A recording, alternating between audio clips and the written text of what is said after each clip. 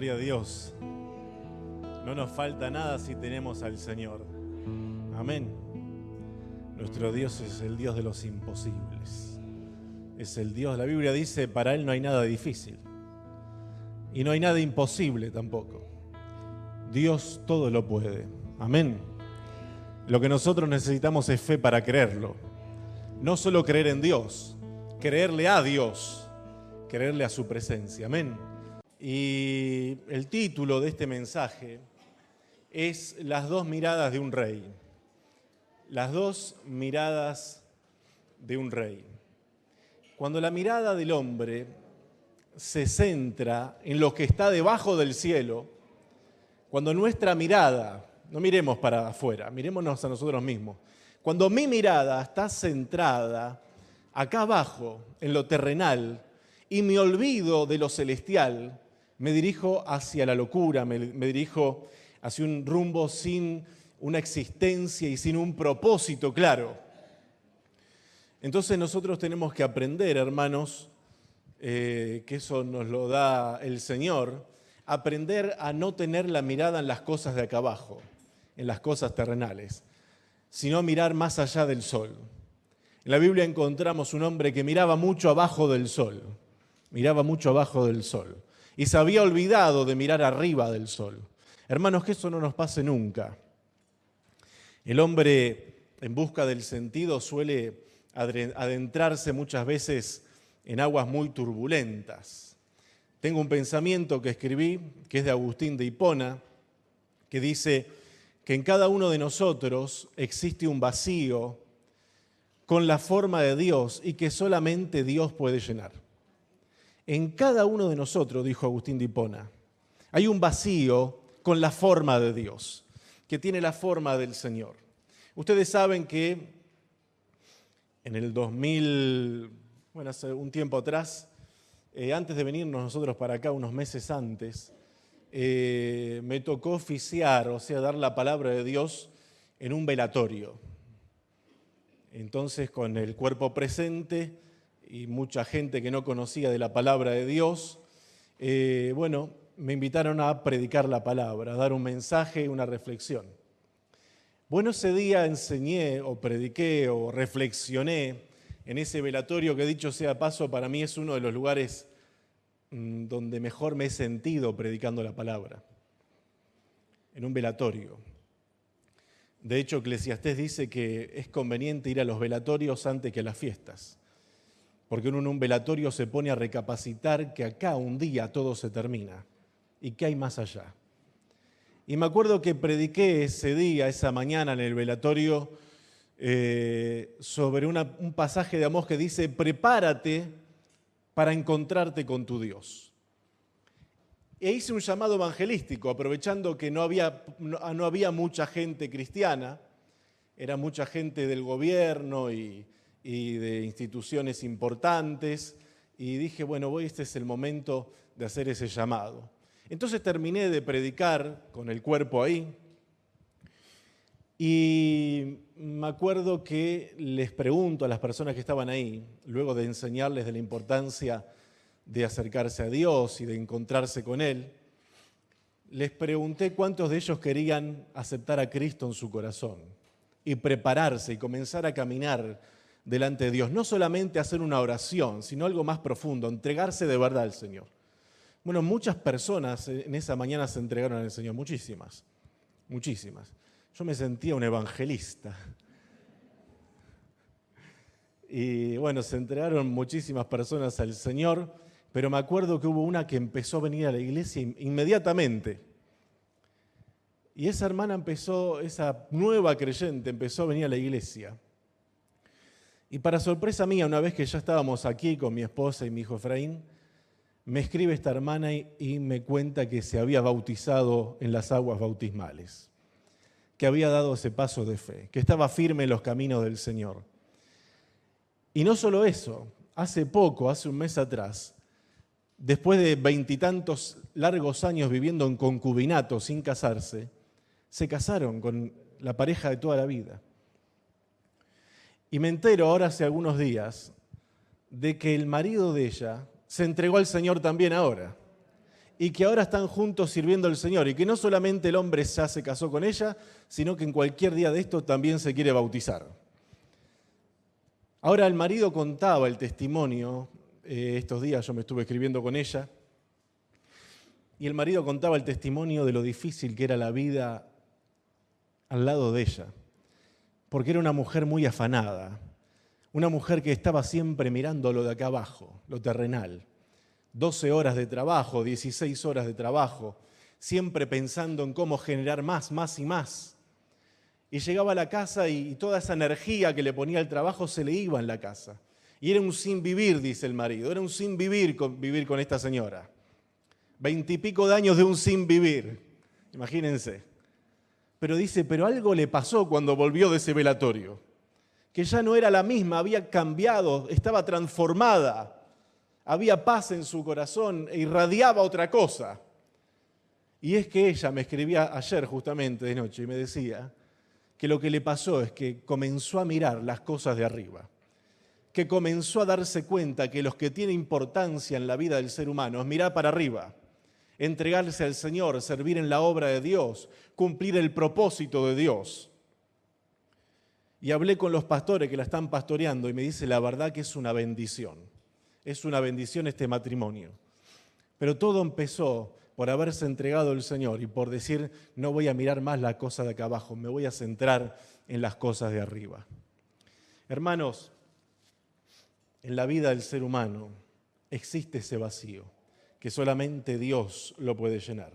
¿Ustedes sintieron hablar alguna vez de Jean-Paul Sartre?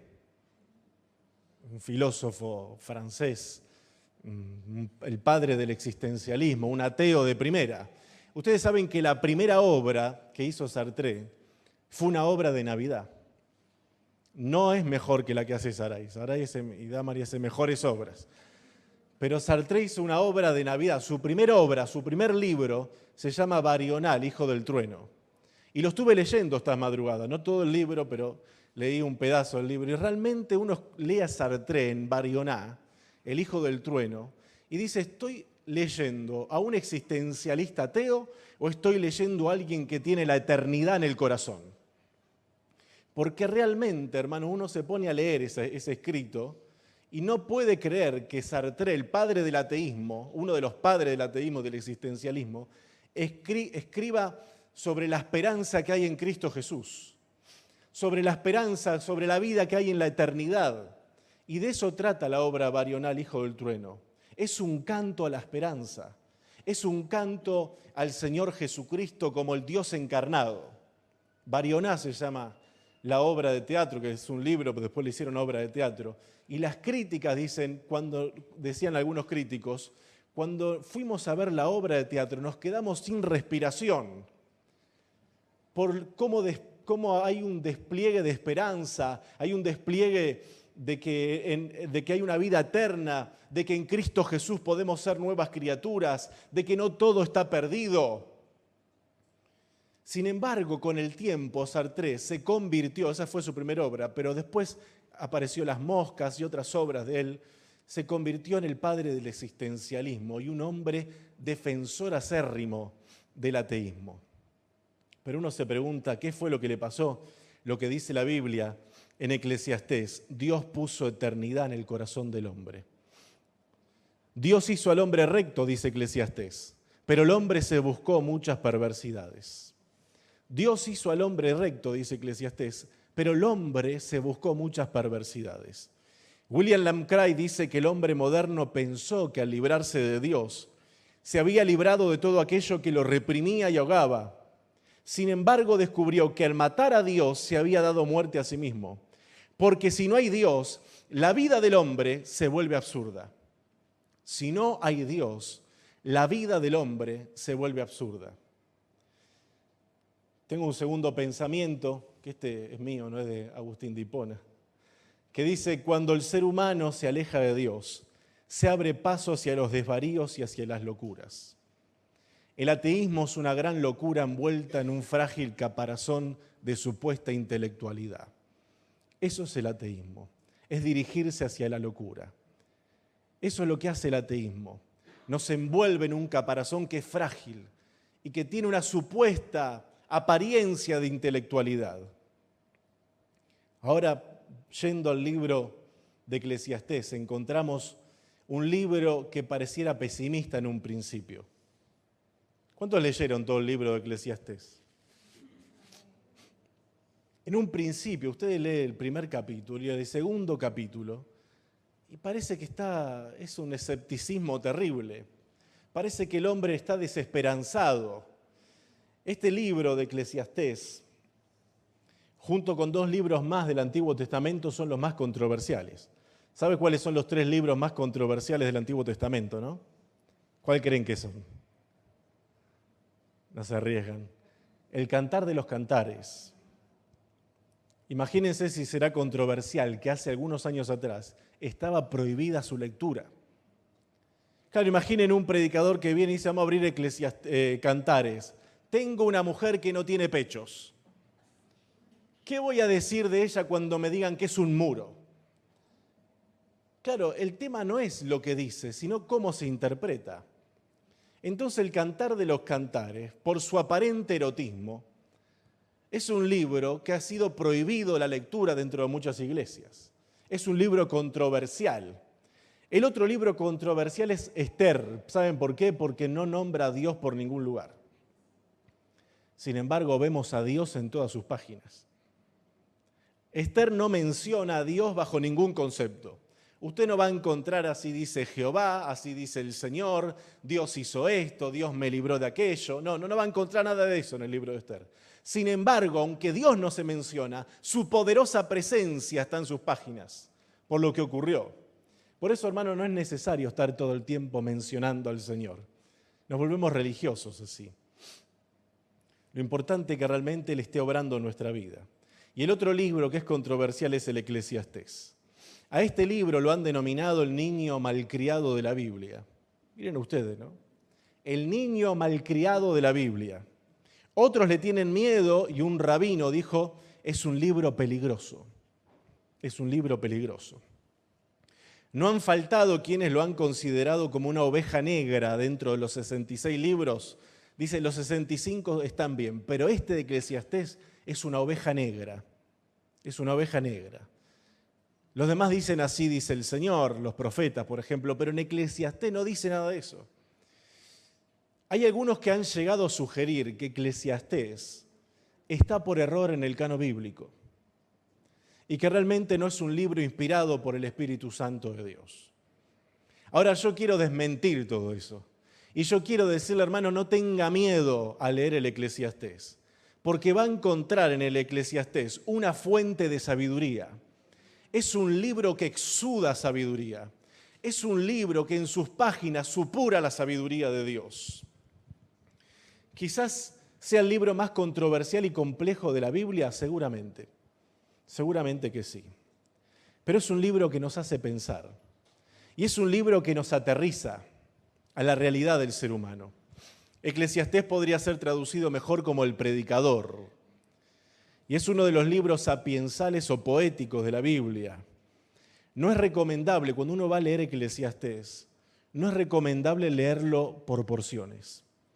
Vieron que a veces parecemos Jack el Destripador cuando vamos a leer la Biblia.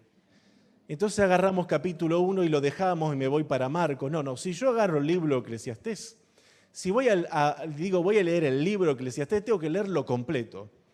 Yo empiezo en el capítulo 1 y tengo que terminar en el 12. Si yo no lo leo completo, no voy a entender lo que está diciendo el Espíritu Santo a través del autor. Es uno de los pocos libros, quizás el único libro de la Biblia, que necesitamos sí o sí leerlo completo. Porque si no nos volvemos frustrados, desesperanzados. Es como cuando uno viene, escucha la palabra de Dios y no se queda que termine el mensaje. Vieron que a veces pasa, que hay personas que no pueden quedarse porque se les va la guagua, otros porque se aburrieron y se van, qué sé yo. Me imagino que no, acá no pasa, acá son todos espirituales. Pero es como escuchar un mensaje por la mitad. Así que si usted va a leer el libro de Eclesiastés, una recomendación que le hago, no lo lea por la mitad. No lea un capítulo, no diga, a ver qué voy a leer, capítulo 2 de... No, si lo va a leer, léalo todo, porque si no, no va a entender nada. Y la Biblia es muy clara en cuanto al concepto de este libro. Este libro contiene 12 capítulos y 222 versículos. Y un mensaje directo al corazón del hombre. Un mensaje directo al corazón del hombre. Hace 20 días que estoy estudiando este libro.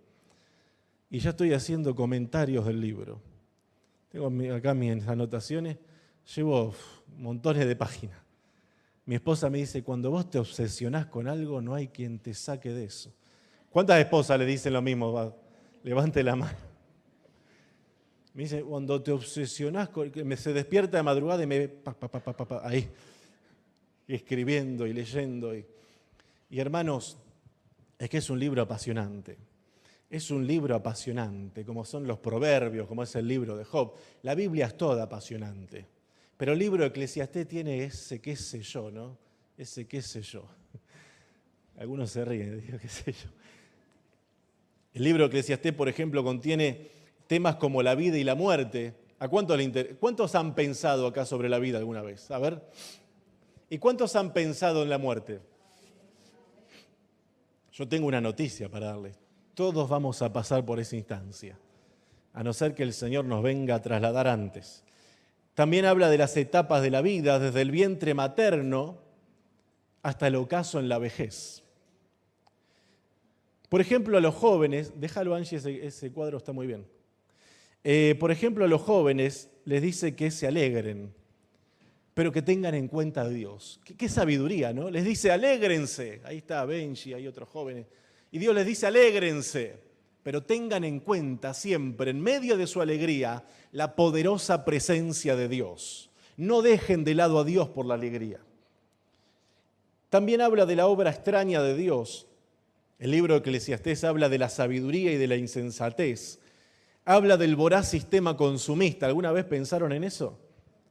Ustedes saben que la teología de la prosperidad, el evangelio de la prosperidad, es un evangelio basado en el capitalismo. ¿Sabían eso, no? La teología de la prosperidad, el evangelio de la prosperidad, es un evangelio basado en el capitalismo. Pero miren lo que le dice Jesús a la teología de la prosperidad. Miren lo que le dice. La vida del hombre no consiste en los bienes que posee. La vida del hombre no consiste en los bienes que posee. Luego está la teología liberal, que es una teología basada en el marxismo. Entonces, ambas teologías deben ser desechadas. Ni la teología liberal, que es marxista y progresista, pero tampoco la teología de la prosperidad, que es capitalista.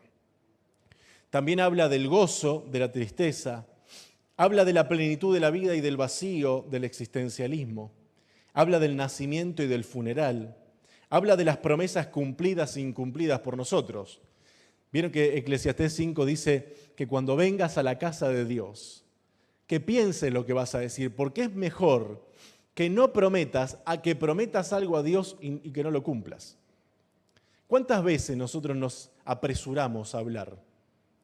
¿Y cuántas veces le hemos dicho algo a Dios que después no lo cumplimos? ¿Les ha pasado?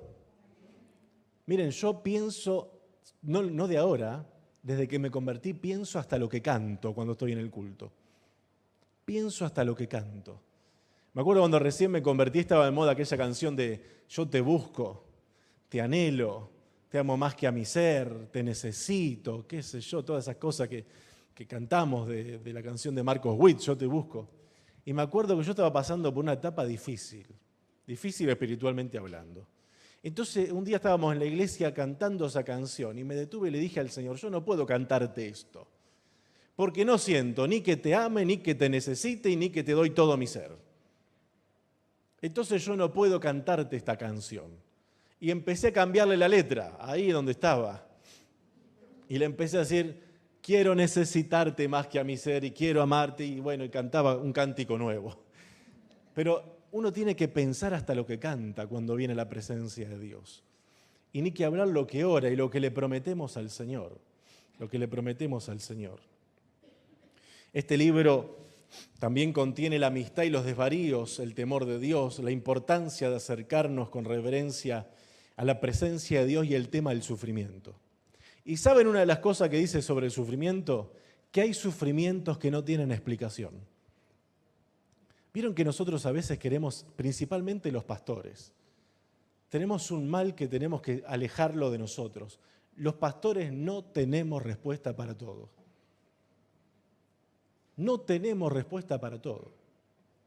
Nosotros tenemos que tener la humildad suficiente para cuando alguien nos pregunte algo, poder decir, mira, ahora no sé, pero cuando lo sepa te digo.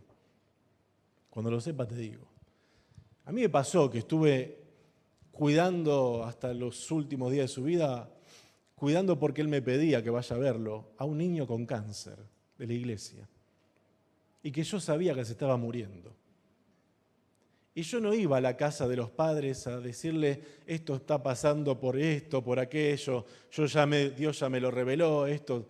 No. Iba y simplemente me sentaba a estar con él.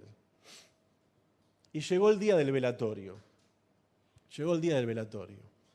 Y ahí estábamos. Y no tenía una palabra para nadie.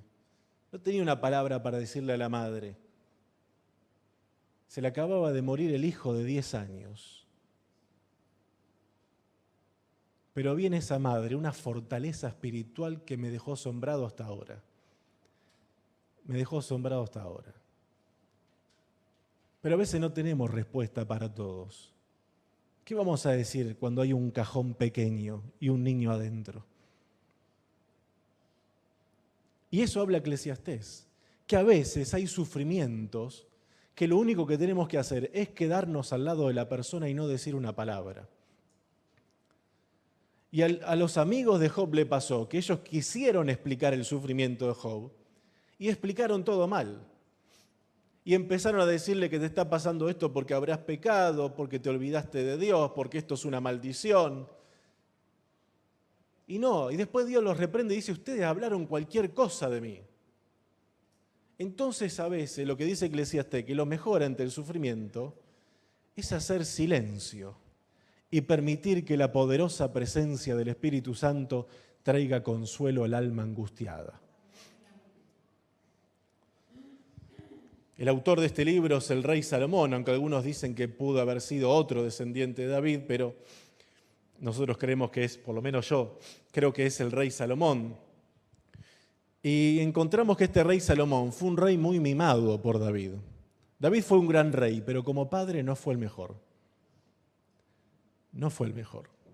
La Biblia dice que él no contrariaba a sus hijos. Él no era disciplinado con sus hijos. Los hijos eran mimados. Los hijos eran que David se creía que sus hijos eran el ombligo del mundo. Y nosotros tenemos que tener cuidado, hermanos, porque esto nos enseña también algo. Para mí Efraín es el ombligo del mundo, para mí. Y es el niño más bueno y más lindo del mundo, para mí. Pero si yo ahora voy y le pregunto a las que hay madres por acá que las estoy viendo, y me van a decir, no, el niño más lindo del mundo es el mío, no el tuyo. Y el problema de David es que David no contrariaba a sus hijos. Y eso es un problema muy grande, que le repercutió en la vida de Salomón a futuro. Miren, hermanos, con los hijos no tenemos que ser muy complacientes. No seamos muy complacientes con nuestros hijos, pero tampoco los provoquemos a ira. Tampoco seamos ásperos con ellos. La Biblia nos habla que tenemos que tener un equilibrio en la crianza de nuestros hijos. ¿Conocen esos hijos que son todos mimados, que no se les puede decir nada, nunca se los llama la atención? No, hermano, eso a la larga les juega una mala pasada. La Biblia dice que criamos a nuestros hijos en disciplina y amonestación del Señor. Disciplina y amonestación del Señor. Pero que no seamos ásperos con ellos, que no los provoquemos a ira, que no se nos vaya la mano en lo que es la disciplina, la severidad. Tiene que haber un equilibrio, y ese equilibrio no lo tuvo David. David crió a Salomón entre algodones. Él mismo dice, porque yo también fui hijo de mi padre, delicado y único delante de mi madre. Salomón tuvo experiencias gloriosas, colosales, al punto de tener 2 encuentros con Dios. Dios se le apareció 2 veces. Salomón oraba y fuego caía del cielo. ¿Sabían eso, no? Uno siempre dice que el profeta de fuego era Elías, pero no, Salomón fue un rey de fuego también. Porque dice la Biblia, cuando Salomón terminó de orar, de los cielos descendió fuego. Cuando Salomón terminó de orar, de los cielos descendió fuego. Salomón fue el hombre más sabio de la historia. Durante algunos años fue un monarca humilde, sensacional. Vivió la época de oro. Sin embargo, Salomón empezó a desoír la voz de Dios y eso lo llevó al fracaso. La desobediencia a Dios, el haber endurecido el corazón, llevó a Salomón al fracaso. Miren, si ustedes, no lo vamos a buscar ahora, si ustedes leen 1 Reyes 3 y 9, 1 Reyes capítulo 3 y capítulo 9, va a encontrar un Salomón en su apogeo. Dios se le aparece, habla con él, le da sabiduría, le da fama, le da riqueza, le da opulencia. Salomón no sé cuántos millones de dólares ganaba por dólares, transformándolo no ahora. No había dólares en esa época. Ganaba 200 y pico millones de dólares por año. Era un hombre rico, era un hombre famoso, era un hombre sabio, era un hombre que andaba en los caminos del Señor. Sin embargo, en el capítulo 11 de Primera de Reyes, vemos la decadencia de Salomón. ¿Y cuál fue su decadencia? Que tuvo 1000 mujeres y que muchas de ellas eran paganas, no tenían temor de Dios. Y dice la Biblia que esas mujeres inclinaron el corazón de Salomón hacia el mal. Y esto es una terrible advertencia. Cómo un hombre puede empezar bien y terminar mal porque no cuida su corazón. Es un ejemplo a no seguir. En este maravilloso libro, Salomón hace una autobiografía muy descarnada de su vida, pero de su vida lejos del Señor y de lo que ocurre cuando nos alejamos de Dios. Cuando la mirada del hombre se centra en lo terrenal, se olvida de lo celestial. Imaginemos lo que está escribiendo acá Salomón, en el capítulo 1 y 2, que le pido que vayan abriendo la Biblia, si no la tienen abierta. En el capítulo 1 y en el capítulo 2, Salomón hace una cruda realidad de la vida debajo del sol. Lo que nos está diciendo el capítulo 1 y el capítulo 2 de Eclesiastés es que nosotros nos imaginemos esto. Imaginémonos que la vida nuestra es solamente lo que se vive acá debajo del sol. Y que nos morimos y que no hay nada más después de eso. Qué trágico, ¿no? Nos pusimos a pensar por un momento cómo sería la vida si todo se termina acá. ¿No tiene un sinsentido la vida si eso fuera así? ¿No pierde su sabor la vida si realmente todo se termina acá abajo? Pues eso es lo que Salomón está diciendo, que le pasó a él cuando comenzó a alejarse de Dios. Comenzó a perder la perspectiva de lo eterno. Y la Biblia dice que pongamos la mira en las cosas de arriba y no en las de la tierra. Que nuestro enfoque esté puesto arriba en el cielo. La vida del hombre, de acuerdo a lo que dice los primeros capítulos de Eclesiastés, sería dormir, sería comer, sería trabajar, sería angustiarse, sería relajarse, sería intentar ser feliz por un poco de tiempo. Y hay expresiones que se reiteran en este libro, que es vanidad de vanidades. Todo es vanidad. Lo que quiere expresar Salomón acá es que lejos de Dios todo es vapor, todo es humo. Lo que está diciendo acá, vanidad de vanidades, literalmente es que es todo vapor. ¿Ustedes intentaron agarrar el humo alguna vez? El humo pareciera que fuera sólido y que uno lo puede agarrar y guardarlo. Pero cuando uno lo quiere agarrar con las manos, el humo se escurre entre nuestros propios dedos. Y lo que está diciendo Salomón, que cuando el hombre no contempla a Dios, que dicho hay un himno hermoso que se llama Contempla a Dios, en su trono está, venid y adoremos. Contempla a Él, nadie es como Él. Pero cuando el hombre deja de contemplar a Dios, cuando el hombre deja de mirar a Dios, cuando el hombre comienza a centrarse en sí mismo y en las cosas de acá abajo, lo que está diciendo Salomón en el capítulo 1 y en el capítulo 2 es que el hombre comienza a perderle el sentido a la vida. Es que el hombre comienza a perder una perspectiva real de lo que es la vida del hombre. Eso ocurre cuando dejamos de mirar al Señor. Vanidad de vanidades, dice, todo es vanidad. Cuando uno está lejos de Dios, lo que está diciendo Salomón, hablando del humo, del vapor, es que no ve con claridad la realidad. El humo no nos deja ver con claridad. Y no solo eso, el humo es algo efímero, es algo pasajero, es algo que ahora está, pero dentro de un par de segundos ya no está. Y Salomón está diciendo que cuando él se alejó de Dios, la vida le comenzó a parecer como un sinsentido. Y quizás hoy hay personas en este lugar, o que me estén mirando, que conocen la palabra de Dios, pero no están viviendo en el propósito de Dios, que no están viviendo en la voluntad de Dios. Y la vida de esos cristianos se vuelve también un sinsentido. Tu vida, hermano y hermana, no es trabajar solamente. No es solamente cuidar hijos. No es solamente hacer esto o aquello. Tu vida, hermano, tiene un propósito y uno tiene que saber cuál es la voluntad de Dios y comenzar a vivir en la voluntad de Dios. Conozco cristianos vacíos. Los evangelistas, para que la persona pasen al altar, dicen, ven a Cristo y el Señor va a llenar el vacío de tu corazón. ¿Lo escucharon eso alguna vez?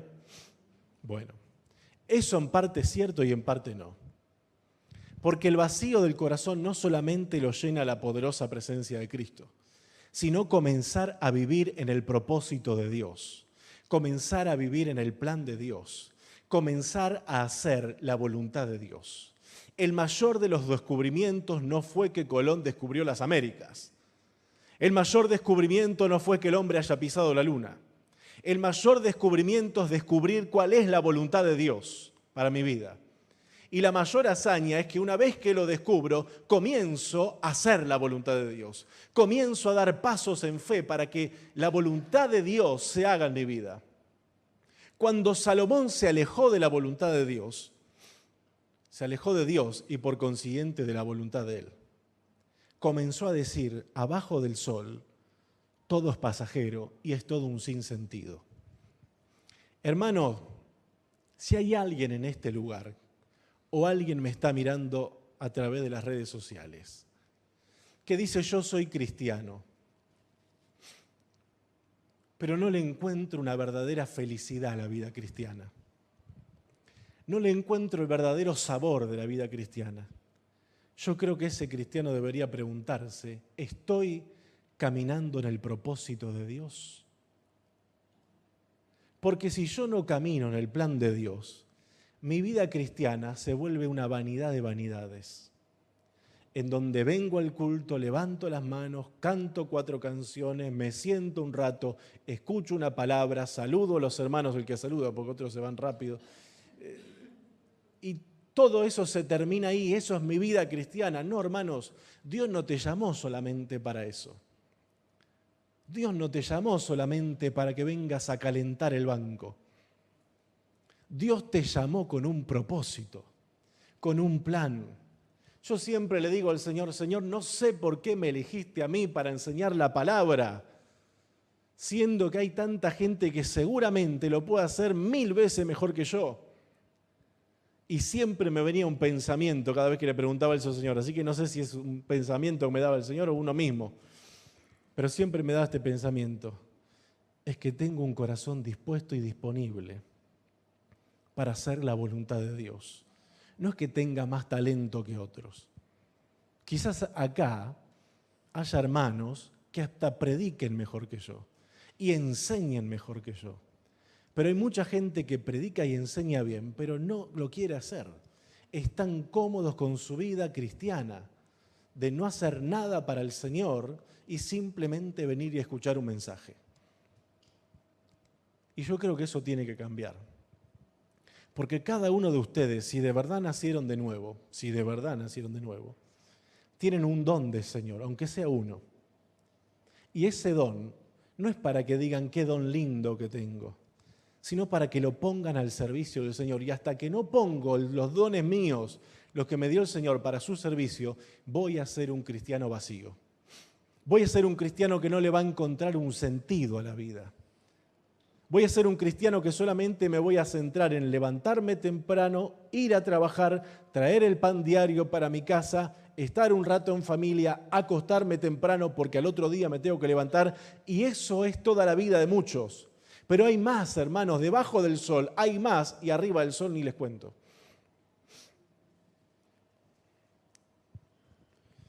Otra expresión que aparece en este libro es debajo del sol. Y esto es desde el punto de vista terrenal sin Dios. En principio, Eclesiastés pareciera ser un libro pesimista, al punto que miren lo que dice él, por ejemplo, en 3:19, no lo busquen, yo tampoco se lo di a la hermana. Por ejemplo, en 3:19, para que vean ustedes al punto que puede llegar el ser humano cuando se aleja de Dios. Porque lo que sucede a los hijos de los hombres y lo que sucede a las bestias, un mismo suceso es, como mueren los unos, así mueren los otros. Y una misma respiración tienen todos, ni tiene más el hombre que la bestia, porque todo es vanidad. ¿Qué está diciendo ahí Salomón?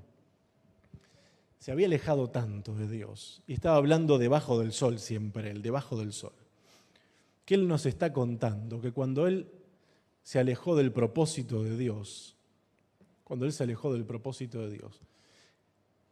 llegó a tal grado de desesperanza que empezó a decir, lo mismo es un perro que un ser humano. Lo mismo es una bestia que un hombre. Al fin y al cabo, el perro se muere y el ser humano también. Eso está diciendo ahí. Recordemos que Salomón lo que está haciendo es contándonos a nosotros descarnadamente, desnudando su alma y diciendo que cuando el ser humano comienza a mirar debajo del sol y se olvida de lo que está arriba del sol, comienza a pensar y a vivir de esa manera, como si nada tuviera sentido. En Eclesiastés también hay una profunda ataque a la monotonía de la vida sin Dios. Leemos expresiones como vacíos de vacíos, todo genera vacío. Este libro, hermanos, les decíamos, a través del Espíritu Santo hay una sabiduría grandiosa en este libro, una sabiduría que realmente es grandiosa. Me recuerda a la vida del hijo pródigo. ¿Se acuerdan? La vida del hijo pródigo, ese hombre que comenzó a vivir perdidamente, dice la Biblia. Comenzó a sentir vacío en su vida, igual que la mujer samaritana. Una mujer que había tenido 5 maridos, y dice Jesús, y el que ahora tenés no es tu marido. Una mujer que había buscado llenar el vacío en el sexo. Al hijo pródigo le pasó lo mismo. A Salomón le pasó lo mismo. La palabra de Dios, hermanos, es muy clara en este libro, aunque a veces pareciera complejo, pero realmente es muy claro este libro, es muy claro. Por supuesto que no podemos mirar los 12 capítulos, pero por ejemplo, si vamos al capítulo 2, vamos a encontrar que este rey nos cuenta con una sinceridad envidiable, lo que yo le llamo, y en Argentina también, no sé si acá se le dice, sincericidio, cuando uno se vuelve muy sincero. Bueno, se vuelve tan sincero que él comienza a contar todo lo que probó para ver si encontraba sentido a su vida. Y él llega a la conclusión de que todo lo que había probado era un correr tras el viento, no tenía sentido. Por ejemplo, en el capítulo 2, versículo 1 al 3, dije yo en mi corazón, ven ahora te probaré con alegría y gozarás de bienes. Mas esto también era vanidad. Lo que está diciendo acá Salomón es que los placeres temporales le causaron un sinsentido y un vacío en su vida. En el versículo 2 dice, a la risa dije, enloqueces. Y al placer, ¿de qué sirve esto? Qué interesante, a la propia risa se reía y dice, estás loco. Salomón había perdido el sentido de su vida. Entonces llega a decir, a la risa dije enloquece. En el versículo 3 dice, me propuse en mi corazón agasajar mi carne con vino y que anduviese mi corazón en sabiduría con retención de la necedad, hasta ver cuál fuese el bien de los hijos de los hombres, en el cual se ocuparan debajo del cielo todos los días de su vida.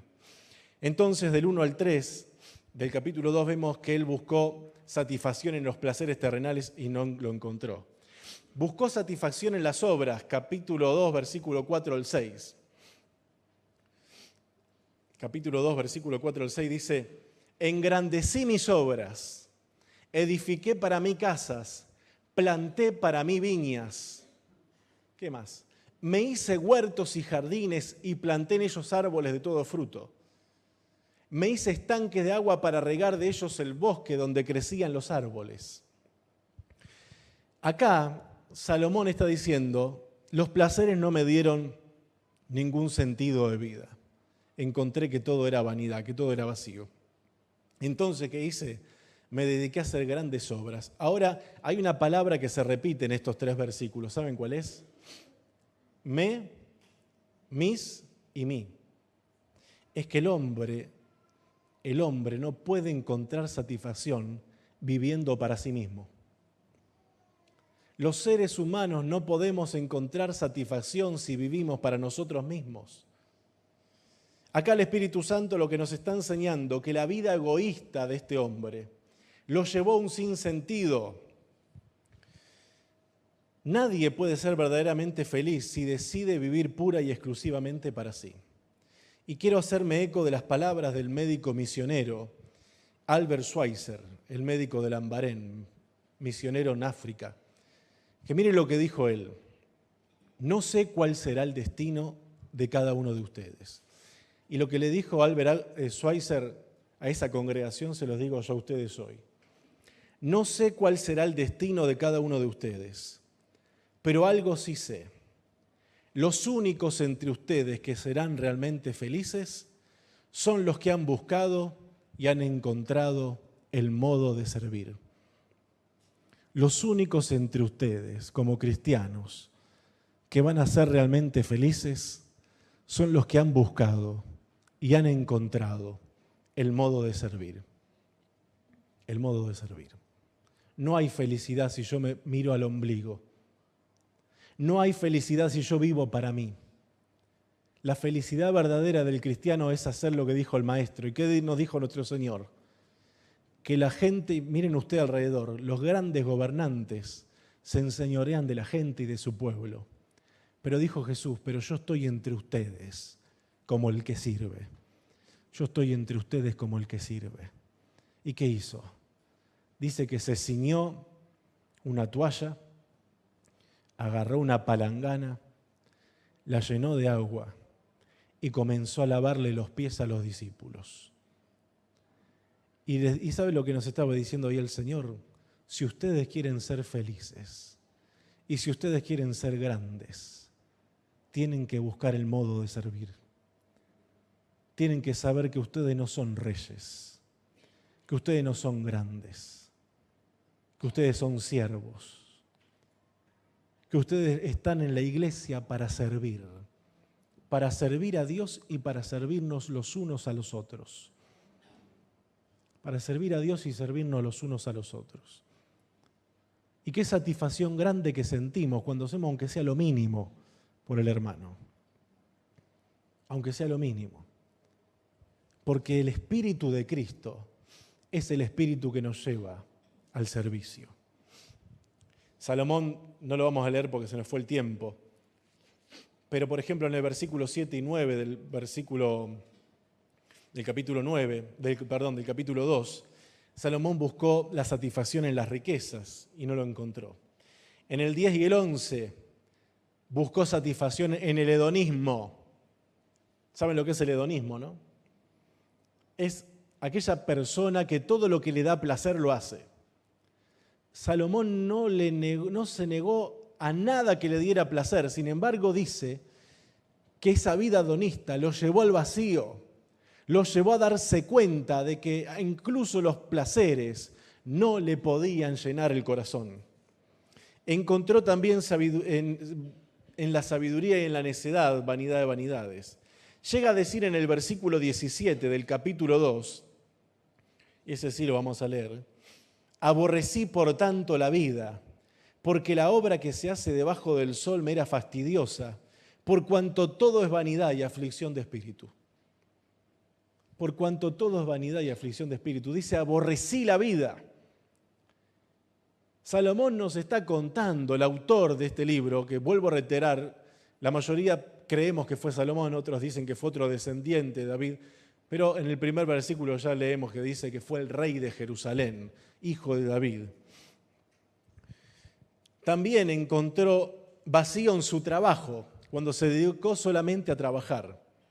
Y el cristiano, cuando solamente se dedica a trabajar y no tiene tiempo para las cosas de Dios, comienza a enfriarse y comienza a experimentar este vacío existencial. Salomón encontró también que en los herederos había vacío. Por ejemplo, en el 20:21 dice: volvió por tanto a desesperanzarse mi corazón acerca de todo el trabajo en que me afané y en que había ocupado debajo del sol mi sabiduría. Que el hombre trabaje con sabiduría y con ciencia y con rectitud, y que haya de dar su hacienda a hombre que nunca trabajó en ello, también esto es vanidad. Mire lo que estaba pensando, ¿no? Estaba enojado porque tenía que dejar la herencia a los hijos. Y porque no sabía si los hijos iban a tratar bien esa herencia o si la iban a despilfarrar. Cualquier parecido con la realidad es una coincidencia. Y hermanos, llegando al capítulo 12, nos tenemos que saltear todos los demás capítulos. Y con esto voy terminando. Salomón, luego de experimentar tanta desazón, tanta sinsabores en la vida, hace un giro de 180 grados. Hace un giro de 180 grados. Y él llega al final de su vida. Él llega al final de su vida. Y miren lo que dice el capítulo 12, versículo 1. ¿Cuántos jóvenes hay acá? A ver, levanten la mano los jóvenes. Genaro, la hermana Katy, están sordos. ¿Le van a ver los jóvenes? ¿Y los que son jóvenes por dentro? Yolanda. Araceli levanta la mano. Bueno, mire lo que dice para los jóvenes. Acuérdate de tu Creador en los días de tu juventud, antes que vengan los días malos y lleguen los años de los cuales digas, no tengo en ellos contentamiento. Antes que se oscurezca el sol y la luz y la luna y las estrellas y vuelvan las nubes tras la lluvia. Está hablando de que a los jóvenes les está diciendo, ahora que tienen fuerza, ahora que tienen vigor, acuérdense del Señor. Yo no sé si a todos los que están tocando los 40 le pasa, pero yo si me tiro en el piso hoy, no me levanto con la misma velocidad que cuando tenía 20. Por eso le decía a Anderson, empecé a hacer ejercicio. No, porque escuché un médico que decía, el que no hace ejercicio a partir de los 40, cuando llega a los 60 y pico va a depender de que los hijos lo lleven para todos lados. Bueno, como tiene 3 no pasa nada. Pero dice, acuérdate de tu Creador en los días de tu juventud, antes que vengan los días malos. Esos días malos, ¿saben cuáles son? Los días de la vejez.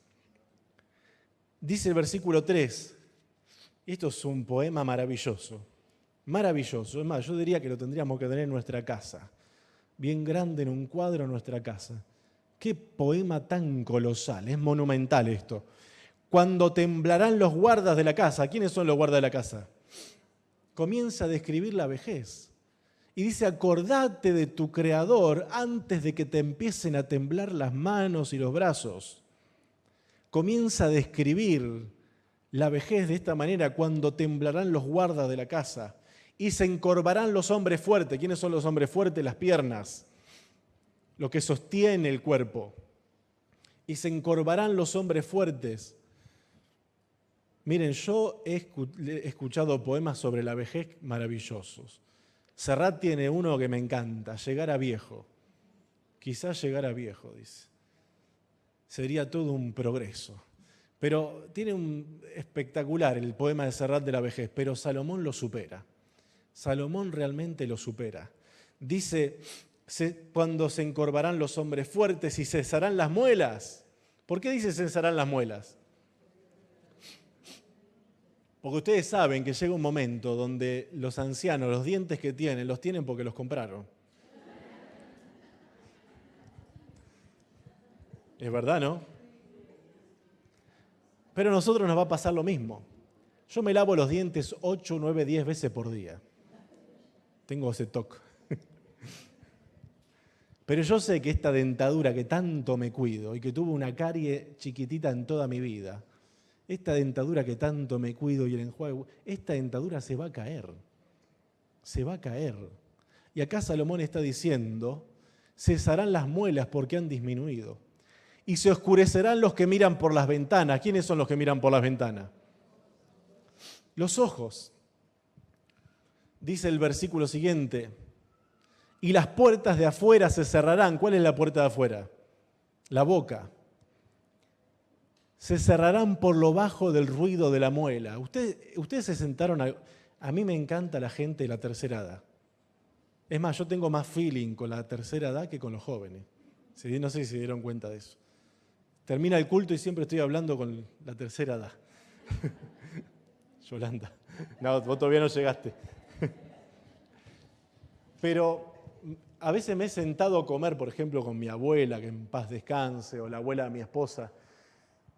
Y no sé si dieron cuenta, cuando un anciano come, no hace ruido prácticamente. No hace ruido prácticamente. Y dice, y las puertas afuera se cerrarán por lo bajo del ruido de la muela. Cuando se levantará la voz del ave, eso que se levantará la voz del ave, ¿saben lo que es? Es que los ancianos llegan a una edad donde se despiertan temprano. Y no tienen nada que hacer porque ya se jubilaron, pero son las 5 de la mañana y ahí están despiertos. Pregúntele usted a un joven adolescente de 12 años si se levanta a las 5 de la mañana. Un sábado que no tiene que ir al colegio. Si pueden levantarse a las 12, se levantan, porque son jóvenes, son adolescentes. Pero los ancianos no. Yo tenía un tío que falleció estando yo acá el año pasado, al que cuidé hasta el último día que estuve allá. Lo cuidé hasta el último día. Sabía que me estaba despidiendo de él. Lo sabía, porque ya estaba grande. Y yo iba a cuidarlo todos los días. Todos los días. Pero él me contaba, son las 5 de la mañana y estoy despierto. ¿Haciendo qué? Escuchando la radio. Y ahí dice claramente, se levantará la voz del ave. Y todas las hijas del canto serán abatidos. Siguiente versículo. El 5. Cuando también temerán lo que es alto. ¿Vieron que las personas grandes llegan a un momento que empiezan a tener temor de caerse? Temerán a lo que es alto y habrá terrores en el camino. Y habrá terrores en el camino. Miren, nosotros hermanos, tengo que decir algo, nos aproximamos a eso. Así que seamos buenos padres ahora porque ahora los cuidamos nosotros. Pero después vamos a necesitar que nos cuiden ellos. Cuando también temerán de lo que es alto y habrá terrores en el camino y florecerá el almendro. ¿Qué es eso? Las canas. Miren, a mí me está floreciendo por acá el almendro. A otros no les florece porque se los tapan artificialmente. Y a otros no les florece porque ya se les cayó todo el almendro. Y dice que florecerá el almendro era algo blanco, hablando de las canas. ¿A quién le está floreciendo el almendro acá? A ver, levante la mano. ¿A vos, Juan Pablo, también? Pero estás joven todavía. Acá, a vos también. Pero tenés el pelo bastante negro. Acá a Jauden hasta en la barba le está floreciendo el almendro. Yo que vos me la corto. Afeitate nomás. Dice, florecerá el almendro y la langosta será una carga, porque para los ancianos, está por ahí la hermana Claudina, yo la acompaño siempre cuando viene Canderina, después de 3 horas que termina el culto, aparece Canderina con la furgoneta, y la acompaño siempre a Claudina, porque lleva un bolsito que no pesa nada, pero para ella pesan como 1000 kilos. Y dice ahí que hasta una langosta que no pesa nada será una carga. Y se va a perder el apetito, por eso los ancianos comen cada vez menos. Porque el hombre va a su morada eterna y los endechadores andarán alrededor por las calles. Versículo 6. Y acá habla de la muerte. Acá habla de la muerte. Antes que la cadena de plata se quiebre y se rompa el cuenco de oro y el cántaro se quiebre junto a la fuente y la rueda sea rota sobre el pozo y el polvo vuelva a la tierra como era y el espíritu vuelva a Dios que lo dio. Vanidad de vanidades, todo es vanidad, dijo el predicador. Vamos a ir al versículo 13 y 14 y los músicos pueden ir pasando. Termina diciendo, el fin de todo el discurso oído es este. Así que usted cuando empiecen a leer Eclesiastés 1 y vayan leyendo, vayan pidiéndole al Espíritu Santo que les revele qué está diciendo en el 1, en el 2, en el 3, hasta el 12. Pero él termina diciendo con una conclusión que es magistral. Y este es el sentido de nuestra vida. El fin de todo el discurso oído es este: teme a Dios y guarda sus mandamientos, porque esto es el todo del hombre. Porque Dios traerá toda obra a juicio juntamente con toda cosa encubierta, sea buena o sea mala. ¿Qué está diciendo Salomón? Que después de todo lo que dijo, que después de todo lo que enseñó, el sentido de la vida se encuentra en una sola cosa: temer a Dios y guardar su palabra. Temer a Dios y guardar su palabra. Eso es el sentido, esa es la vida del hombre. Caminar en el temor de Dios. ¿Qué está diciendo? Tener en cuenta la poderosa presencia de Dios. Tener en cuenta la poderosa presencia de Dios. Nos ponemos de pie. Ese es el sentido en la vida del ser humano. No hay sentido de vida. No hay propósito de vida para nadie que no camine en el temor de Dios. No tiene sentido la vida de nadie que no tenga en cuenta la presencia de Dios en su vida. La presencia de Dios en su vida. Eso es lo que realmente le da sentido al ser humano. ¿Por qué hay cristianos que no logran tener una plenitud de vida? Porque no tienen en cuenta la presencia de Dios. No estoy hablando del mundo, estoy hablando de los cristianos. No tienen en cuenta el propósito de Dios. No tienen en cuenta que Dios quiere que caminemos en su palabra. Yo siempre digo, hermanos, si nosotros pusiéramos en práctica la palabra de Dios en el hogar, nuestro hogar sería una antesala del cielo. Si yo leo en la Biblia que me dice el Señor: maridos, amen a sus mujeres como Cristo amó a la iglesia y se entregó por ella.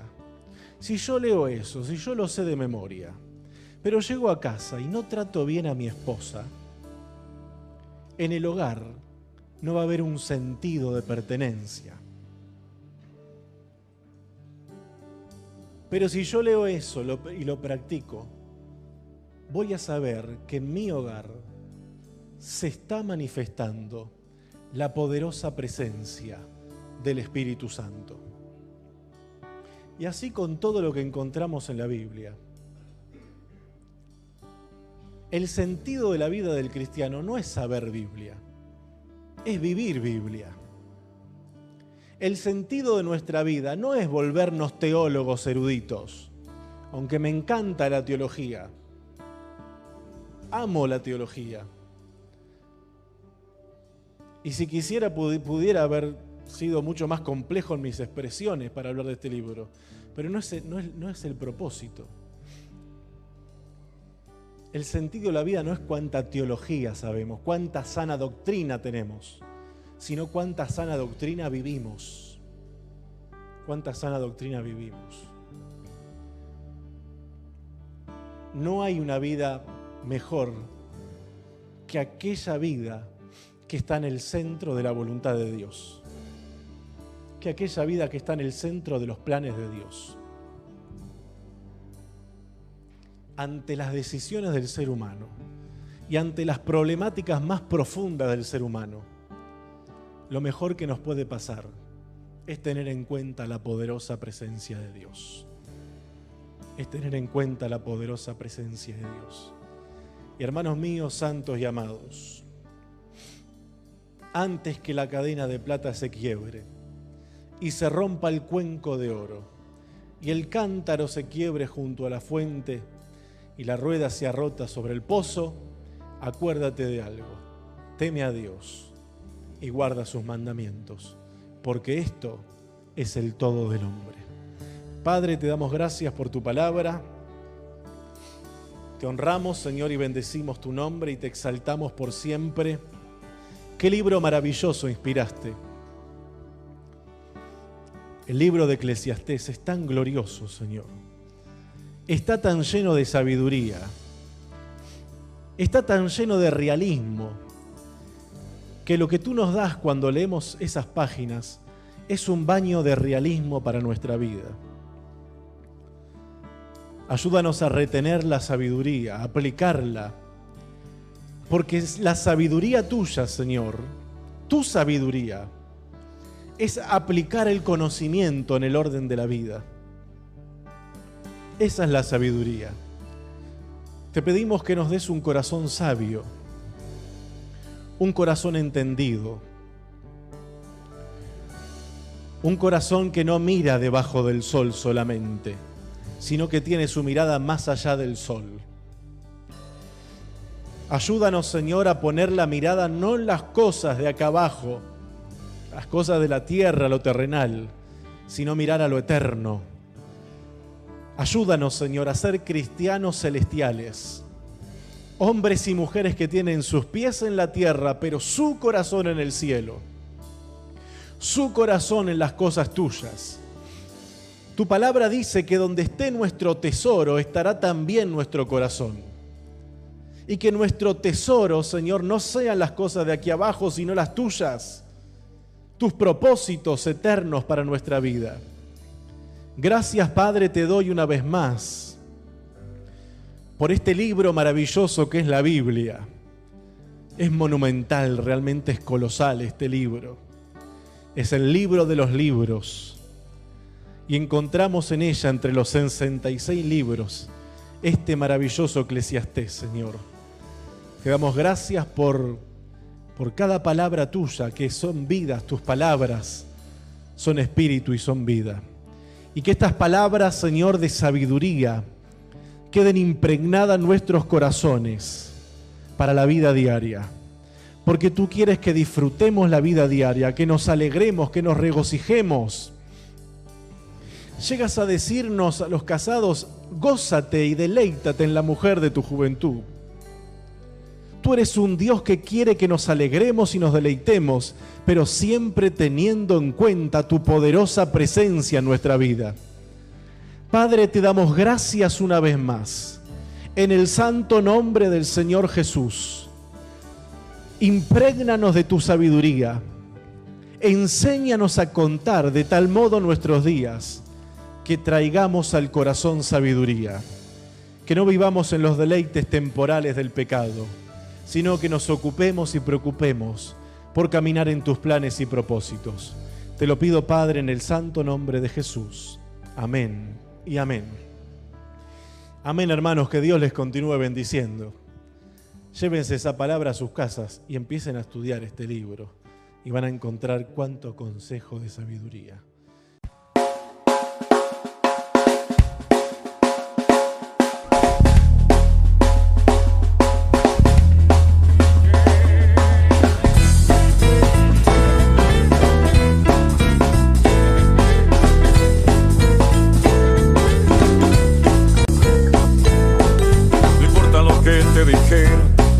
No importa lo que te hicieron, tienes que aprender a descansar en Dios.